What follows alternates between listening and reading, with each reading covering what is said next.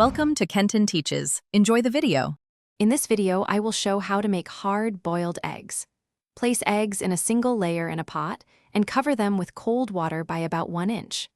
Bring water to a gentle boil, then reduce heat to a simmer and cook for 10 minutes.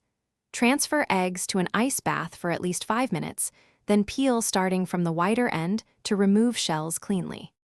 Start by placing eggs in cold water to avoid cracking from temperature shock.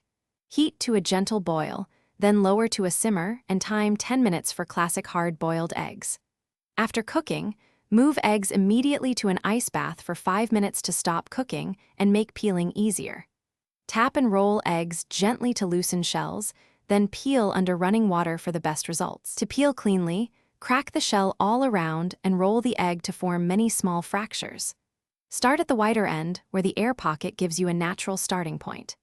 Peel under a stream of cold water to help separate shell fragments and membrane from the white. If an egg proves stubborn, peel it and then trim any ragged bits for presentation or chop it for salads and sandwiches. Thanks for watching. Please subscribe if this video was helpful.